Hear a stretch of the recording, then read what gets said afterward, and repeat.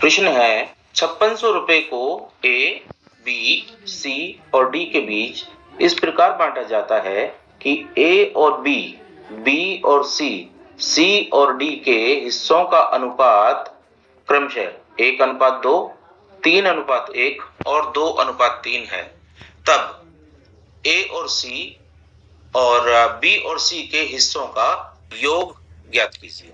हमें धन दिया हुआ है 5600 रुपए और हमें दिया हुआ है ए अनुपात बी 1:2 और इसको हम लिख सकते हैं a बटे बी बराबर 1/2 और हमें दिया हुआ है b अनुपात c बराबर 3:1।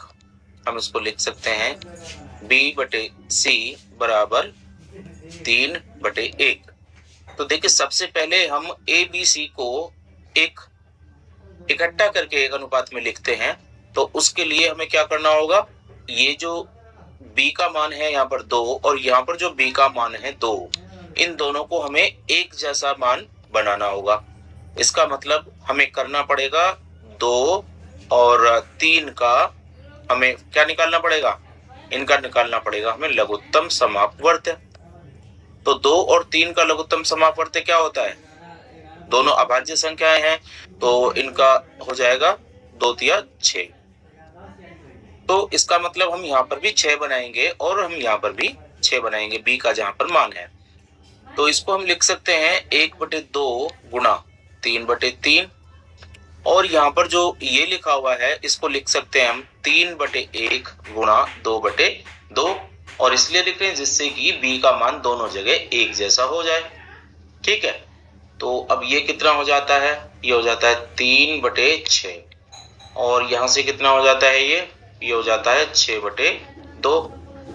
ठीक है, तो यहाँ से a अनुपात b हो गया 3:6 और यहाँ से b अनुपात c हो गया 6:2।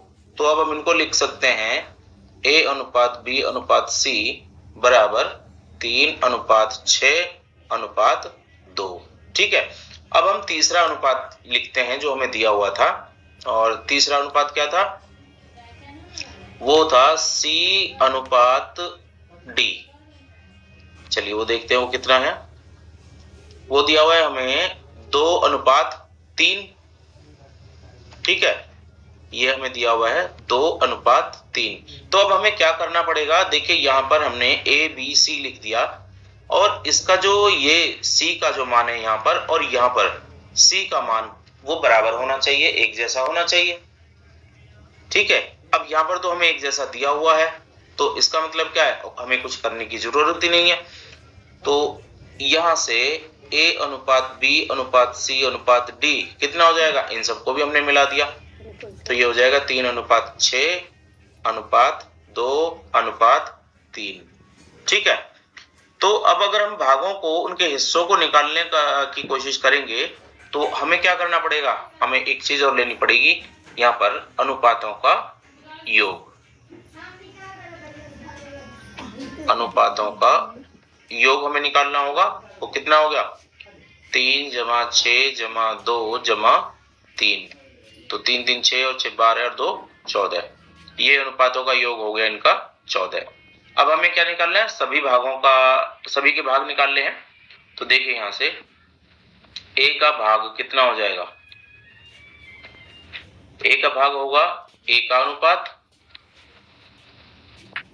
ऐसे निकालते हैं हम, a का अनुपात लिखेंगे और उसके नीचे हम लिखेंगे अनुपातों का योग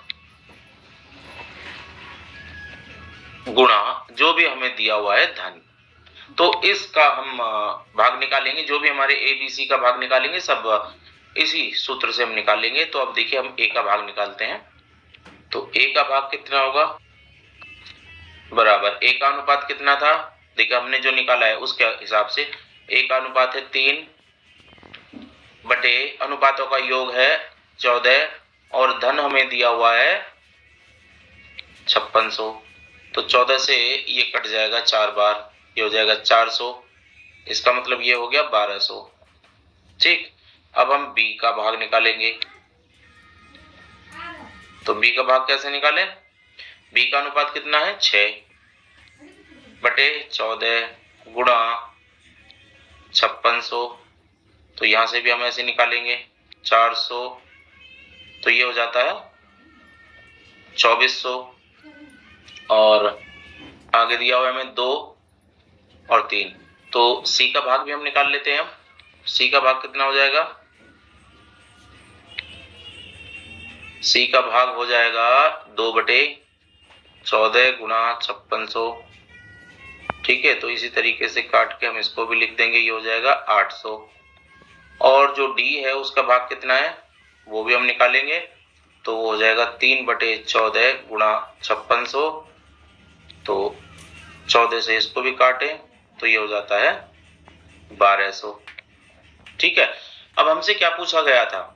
हमसे पूछा गया था कि ए और सी और बी और सी के हिस्सों का योग हमें बताना है। ए और सी, बी और सी के हिस्सों का योग। तो ए और सी के हिस्सों का योग कितना हो जाएगा? ए व सी के हिस्सों का योग। देखिए ए का कितना आया यहां पर? ए का आया 1200 और सी का हिस्सा आया 800। तो दोनों का योग अगर हम करेंगे तो कितना हिस्सा आ गया इन दोनों का मिला के आ गया 2000। ठीक है, ये ए और सी का आया। अब हमसे पूछा है बी और डी, नहीं एक बार देखते हैं ये क्या है। हमसे पूछा दूसरा बी और सी के हिस्सों का योग। तो अब हमसे पूछा बी और सी के हिस्सों का योग, तो वो भी हम लिख लेते हैं। बी व सी के हिस्सों का योग वो कितना हो जाएगा? बी का हिस्सा है 2400 और जो सी है उसका हिस्सा है 800, तो ये कितना हो जाएगा? 3200। ठीक है, तो हमसे जो पूछा गया था उसका उत्तर कितना हो गया? ए और सी, बी और सी के लिए रुपए 2000 और दूसरा हिस्सा हो जाता है उनका जो योग बताया गया वो हो जाता है रुपए 3200। तो यही उत्तर है हमारा।